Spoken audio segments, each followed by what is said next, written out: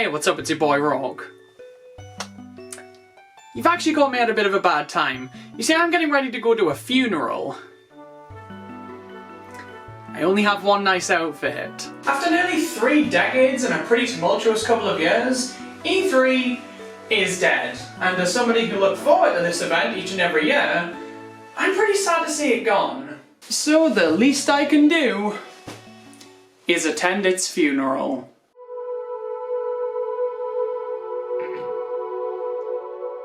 Hello, everyone. Friends, family, loved ones. We are gathered here today to honor the life of a very special someone. Uncle Adam. He held a very special place in each and every one of our hearts. This is not the right funeral.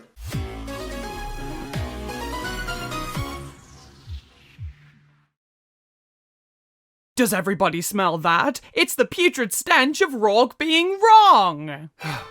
Yup, we're here again. Another J-month has passed and another wave of crippling disappointment disrupts my sleep. We all know the deal by now. After the world went to shit in 2020, E3 decided to dabble in not existing, but it made a comeback in 2021 in the form of an all-digital event.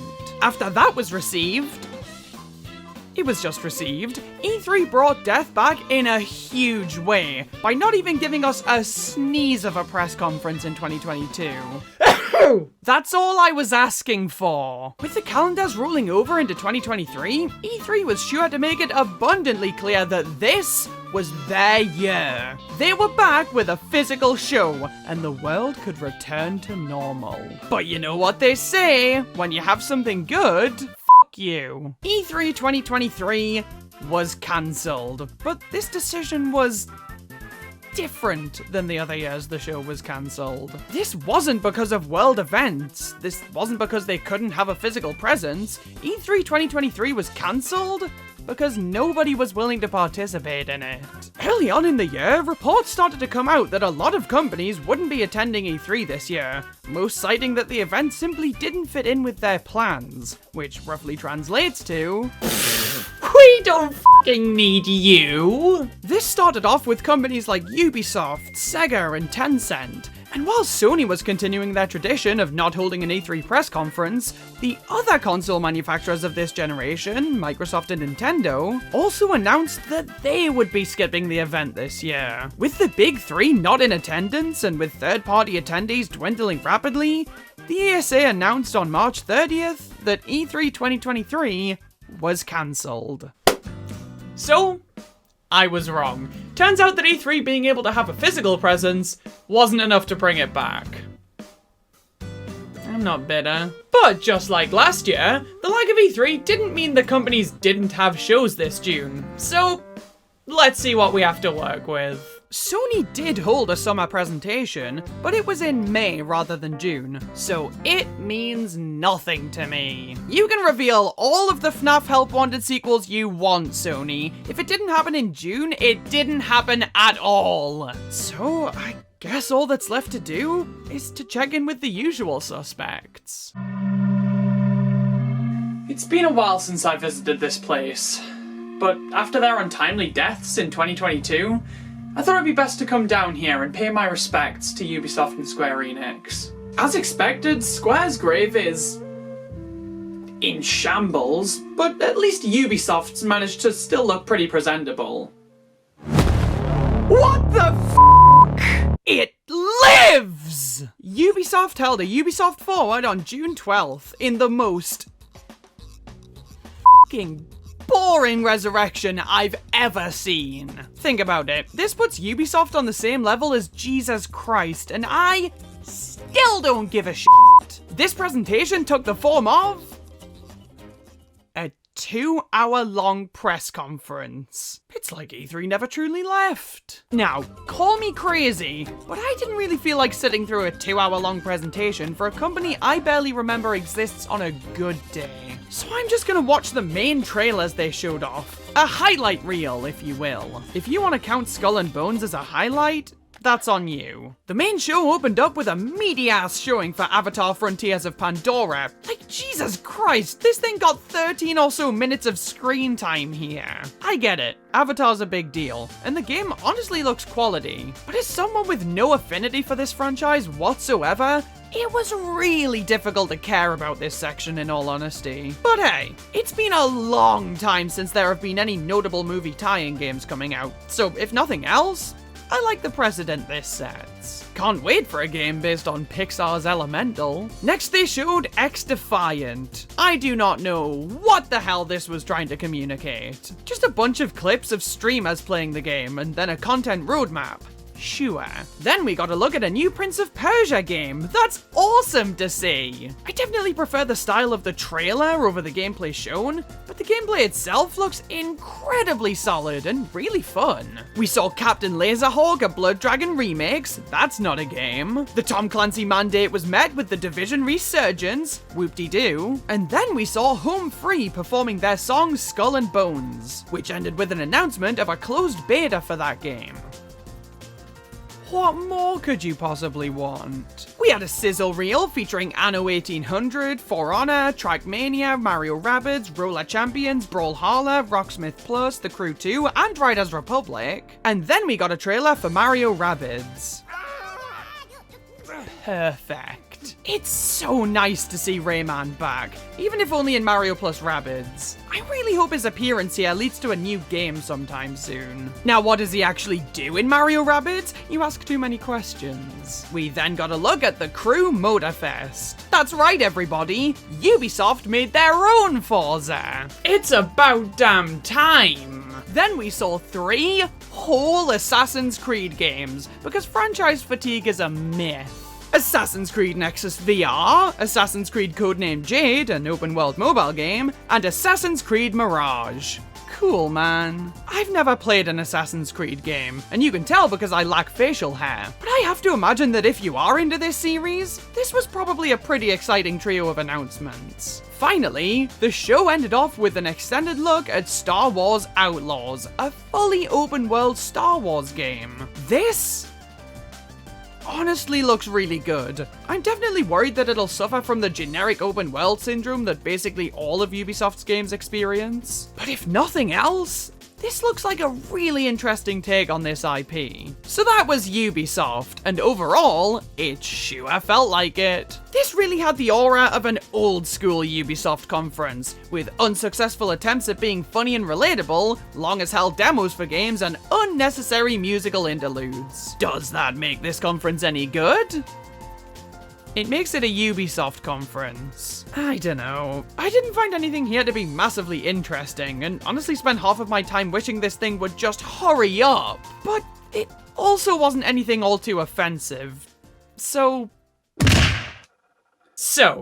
Ubisoft was Ubisoft. I never saw it coming. But that does have me wondering what Microsoft's showcase is gonna be like.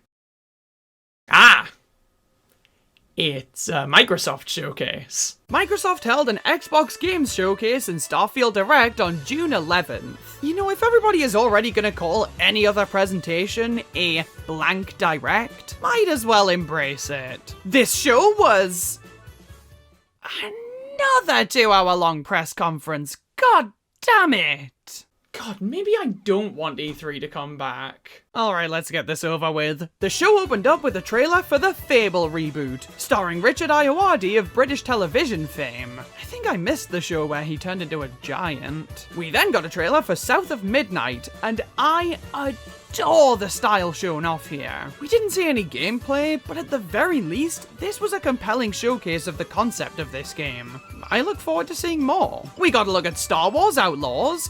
You know, this showcase actually happened a day before Ubisoft's, which I guess makes this the official reveal of this game. But the Xbox trailer didn't show any gameplay. Boo. 33 Immortals reminds me a lot of Hades, both in terms of the gameplay shown and the graphical style. And the game features 33-player simultaneous multiplayer, because 34 was asking too much. We got a gameplay trailer for Payday 3, which honestly looked pretty generic to me. And then we got to see a full remake of Persona 3. What the hell? Persona 3 Reload. Okay, I have to ask. did the first two Persona games even exist? This looks like a really solid remake, honestly. I'm just baffled that it was revealed in an Xbox showcase of all places, especially when a PlayStation event was held only a month prior. I guess they were just too busy revealing the Wii U and Splatoon. We got a new trailer and a release window for Avowed, a new crossover event in Sea of Thieves featuring characters from Monkey Island, and then we saw a new Microsoft Flight Simulator, okay. I mean, were people really just begging for a new one already? Yeah, this game looks fine, but it's fucking Microsoft Flight Simulator, man. It doesn't feel like a series that needs a new entry this quick. We got a new trailer for Hellblade 2, which is slated to come out next year, the reveal of the next Yakuza game, Like a Dragon Infinite Wealth, featuring indecent exposure and no gameplay. And then, Jesus Christ, give up! Fallout 76! Again! Why do they push this game every single year? It wasn't even good in the first place! Kunitsugami Path of the Goddess looks really intriguing, being a survival horror game with a whimsical, colourful style. And then I got the sudden urge to go make a sandwich. Hope I don't miss anything.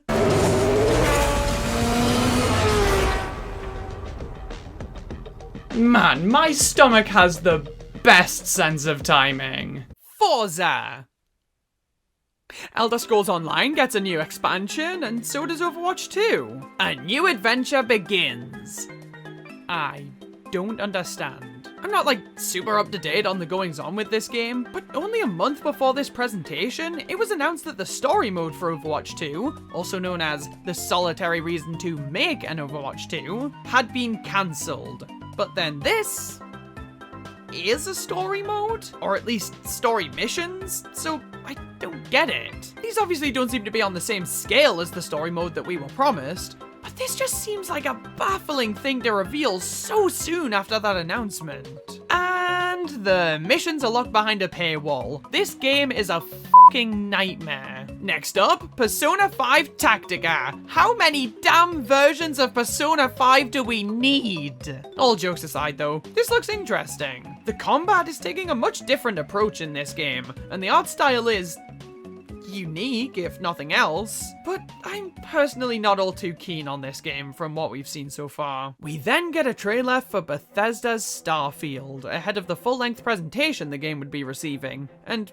look, I'm sure this game will be fantastic, but I've got to be honest, it isn't really grabbing me. It looks intriguing and graphically really impressive, but it's just not really showing anything that's making me all that compelled to play. It looks like it would be fun enough, but I just can't see myself getting invested in this one, unfortunately. Jasont looks incredibly cool, and has a really nice world and atmosphere, and then Still Wakes the Deep happened, I guess. Dungeons of Hinterberg is absolutely gorgeous. I genuinely love how this game looks, and the gameplay shown looks really fun. You know, it's been a long time since we put Keanu Reeves on our stage. We should probably show off some Cyberpunk DLC. A new expansion for Cyberpunk 2077. I'll be honest, I'm only here for Keanu. The game itself does nothing for me. We then saw the reveal of City Skylines 2, which honestly looks like it has the potential to be really damn impressive. Metaphor ReFantasio looks like Persona. That's it. Towerborn looks pretty cool. And the show ended with Clockwork Revolution. This game looks sick. Now, this showcase was followed immediately by an hour-long presentation for Starfield, but man, I just don't want to put myself through that. Overall, I think Microsoft did a decent job here. A few really cool reveals, and everything they showed at the very least looked alright. And there was also Forza. I wasn't like blown away by this presentation, but I think that it was pretty damn good, all things considered. Well, it's that time of the month again. After watching shows from companies that I've never really had much of an affinity for, I'm feeling an overwhelming sense of which, naturally, means that there's a lot riding on Nintendo. But for the whole month, Nintendo gave us every indication that they wouldn't be doing a full direct, announcing Everybody Want to Switch via Twitter, releasing a story trailer for Pikmin 4. I was genuinely worried that they would just go the same route as last year and not have a full-blown summer presentation. But All of those fears were put to rest as a Nintendo Direct aired on June 21st. Please don't be disappointing.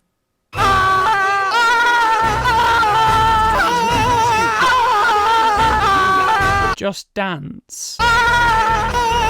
It was not disappointing. This Nintendo Direct had a lot riding on it. We had absolutely no idea what Nintendo had planned for 2023 beyond Pikmin 4. And even then, we knew very little about that game. Was the Switch about to see the number of first-party titles dwindle to make way for a new Nintendo system? Or was this console still kicking and ready to blow us away for the rest of the year? Well, the Direct was poised to give us more information on Pikmin 4 and reveal new titles for the rest of the year, which, as we know, can never be trusted. But not only that, this was the first Direct since 2017 that didn't have Smash Bros. Or Zelda as easy games to end on, which personally got my mind racing as to what could possibly be that elusive one more thing. There was a lot on my mind going into this thing. The Direct opened up with the DLC for Pokemon Scarlet and Violet.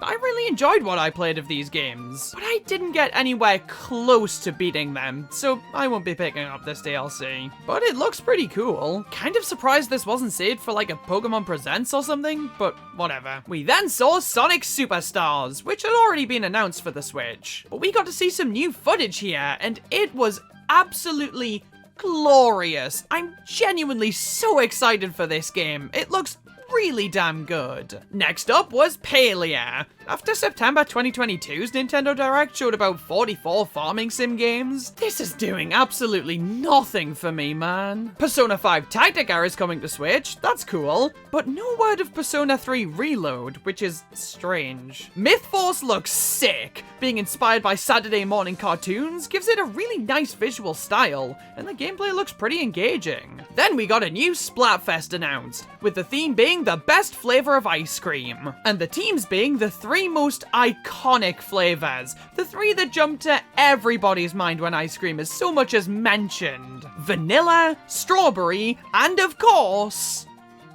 mint chip. Never looked at a desserts menu. I also found it really weird that we just didn't hear about the Splatoon 3 DLC. It felt like that was an absolute shoo-in, but mint chip! Next up we had... Oh my god, the Detective Pikachu sequel finally made an appearance! And it looks fucking horrible! I'm exaggerating. It's really cool to finally see this game after it was revealed to be a thing years ago. But this just looks like the 3DS game being run in HD. Hopefully the game is good enough to make up for this, though. Oh my god! Mario RPG is coming to Switch Online!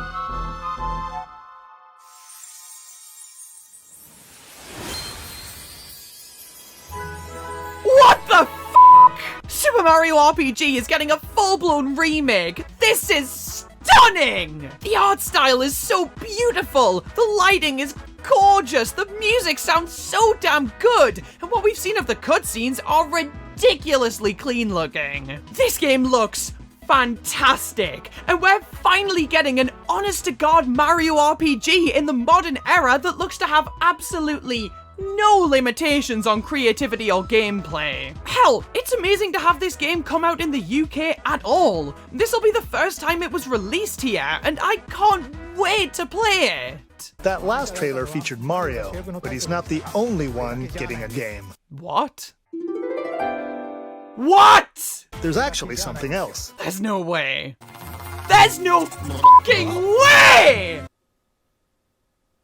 What the just happened? Where the hell did any of this come from? A brand new game starring Princess Peach as the protagonist. That's incredible! The style here is so cool, seeming to take place entirely on a stage, which definitely gives off vibes of classic Paper Mario. What a wild thing to announce. No release date, but man am I excited for this game. And then they're making an HD port of Luigi's Mansion 2 in one of only a small handful of 3DS games to make the jump to the Switch. And it looks gorgeous! I can't wait to play this game on the Switch. It's weird that there was no release date, but still, what an announcement.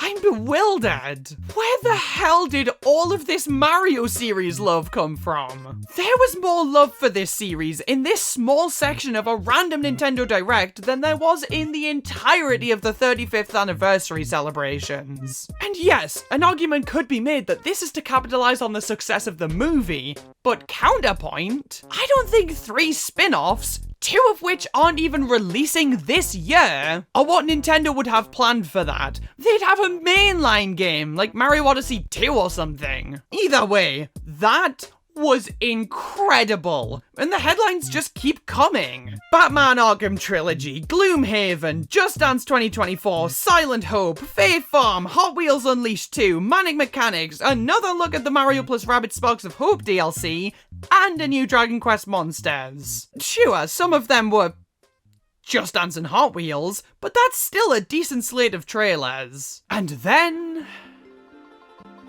oh my beloved. We got an extended look at Pikmin 4, and man, this is shaping up to be one of my favorite games ever. We got to see the return of treasures and their purpose, the return of caves and some really exciting looking ones, a better idea of our objectives in the game. We got to look at how some of the boss battles throughout the game will work, and they look to be taking the style and mechanics of the multiplayer bingo battles and applying them into the core story mode, which is super intriguing. We also got to see the base camp and what can be done there, including upgrading and training Ochi and crafting new equipment to help upgrade your captain. And of course, one of the biggest additions, nighttime excursions. I have always wanted to be able to play during the night in these games. The setup has always been that you have to escape the planet's surface at night because the deadliest creatures come out when the sun falls. And I always thought it would be so cool to be able to try and fight those creatures in some sort of extra challenge mode or something,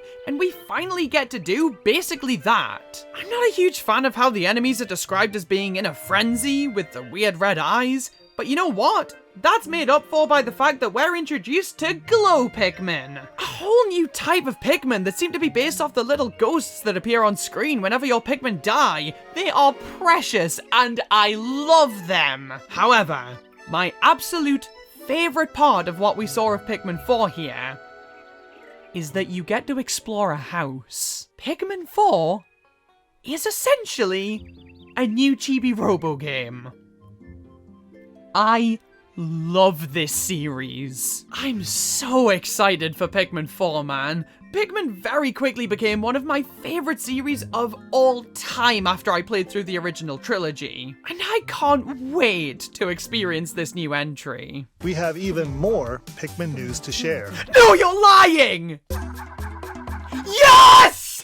Yes, that's fucking perfect! Pikmin 1 and 2 was shadow dropped on the eShop right after the Direct, following in the footsteps of Metroid Prime Remastered, and while these games aren't as enhanced as that game was, I just don't care, man. This was the single greatest move they possibly could have made for this series. The entire Pikmin series is now on the Switch, and with the ability to easily post clips to social media, people can now finally learn and understand what makes Pikmin so damn good, right before the newest entry releases. I am beyond happy about this. Alright, let's keep going. Metal Gear Solid Master Collection Volume 1 looks really cool. Vampire Survivors looks... not for me, honestly. And then we got a game about pigeons. You know, this looked like it had the potential to be really cool, and then the trailer actually started.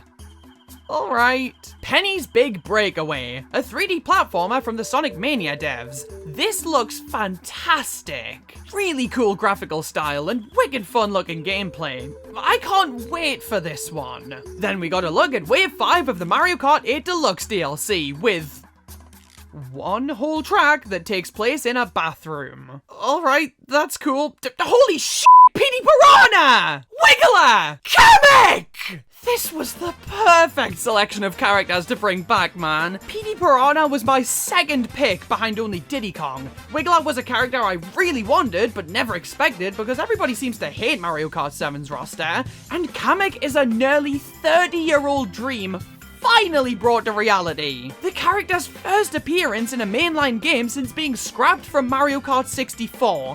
What an incredible lineup! Star Ocean the Second Story R looks very Octopath Traveler, and then what the f***? WarioWare is back! Again! The last thing I expected was another WarioWare game. I adored Get It Together, but I really thought that would be the only one the Switch got, and I was fine with that. But we're getting another one! And it's a sequel to Smooth Moves from the Wii, widely considered to be the best entry in the series! And it looks awesome! Then it's time for some Zelda talk. They're 100% gonna reveal some DLC. That's not DLC. That's not DLC. There was no DLC. That felt pretty weird in all honesty. I'm not really dying for Tears of the Kingdom DLC, but it felt like it had to be coming, you know? But no, just some amiibo. They look incredible, but they aren't DLC. And then the direct wrapped up with I am dead. For the first time in over a decade, we're getting a new 2D Mario game. And no, not a new 2D Mario game, a new 2D Mario game. This game looks absolutely fucking incredible. It has so much charm and charisma. It feels so lively and energetic. It's so wacky and creative and is doing things the series has never done before. It's graphically gorgeous. The animations look like the stunning 2D art brought to life. Yoshi and Daisy are finally straight up playable. This is everything I've ever wanted 2D Mario to be. Now look, to all of the new Super Mario Bros. Fans, I'm with you. I adore those games, and think that a lot of the hate they get is kind of unwarranted. But this is just so much better, man! Super Mario Bros. Wonder is exactly what the Mario series has needed. It's the ambition and creativity that I've been craving ever since Mario Odyssey came out. And with these two games, Mario will have dominated this console's lifespan. Whew! I wonder who won. I know, I reek of bias. But that might be one of the greatest gaming presentations I've ever seen. Mario is my favorite series of all time, and Pikmin is in my top 5. So to me, this direct felt catered exactly to my tastes. There were so many announcements for me to be excited by, and I don't think I've ever left a gaming presentation feeling this damn satisfied. And while I think that people who don't like Pikmin are wrong and people who don't like Mario are subhuman, there's no denying that outside of these series, this direct was pretty lacking. But for me,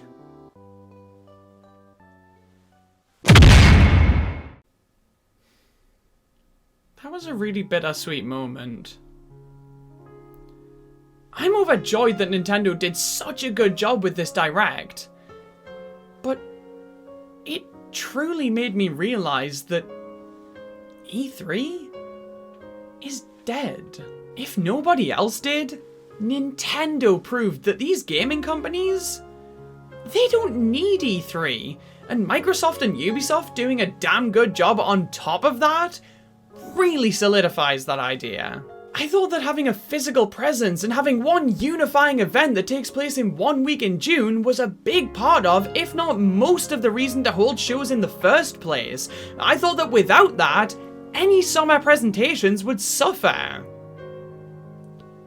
And I was just wrong. The era of Nintendo Directs and the like has rendered that practice entirely unnecessary. It's a really cool thing to have and for people to attend. But when these companies have been doing just as good, if not better, holding shows on their own terms, E3 is just not something that we need. And you know what? I don't think E3 should come back. After the fantastic showing this year, I think the industry should move on into a new post-E3 era. It was really fun while it lasted, and it'll always hold a special place in my heart. But the times of E3 being the industry-dominating event that it was are over.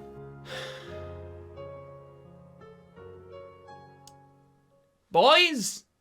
Yes? We're going to a funeral. It's been a while since I've read a Bible. Jesus was okay with sex workers, right? I mean, lust is one of the 7 deadly sins, man. Oh, don't worry. I don't do it out of lust.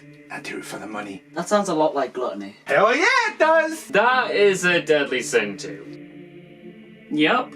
I'm gonna be honest, I didn't even think E and 3 could be legally set together. I didn't even know free existed. How do you count? I just f***ing don't know, right? Look, that doesn't matter. E3 is dead.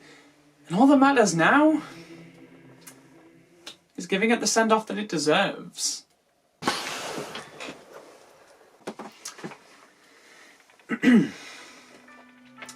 E3 was not a perfect person. E3 was not a person to begin with. Right from the start, their shows have always had flaws, and the companies who held the E3 press conferences didn't always bring their A game. But that didn't make it any less special. To me and many others, E3 was more than just an event. It was a huge part of our lives, a monumentous occasion that our years would build up to. For a lot of us, nothing ever lived up to the excitement that E3 provided. So, now that it's gone, let's not focus on the things that it missed the mark on. Let's choose to focus on all of the good times it provided us. All of the reveals, all of the surprises, all of the memories made by millions all over the world. Each and every June. Let's not remember E3 for what it wasn't. Let's remember it for what it was. Yes! Yes! Hey, yeah! We're at a f***ing funeral. Man, that eulogy was beautiful. When did you write it? Oh, I didn't. I just repurposed Uncle Adam's.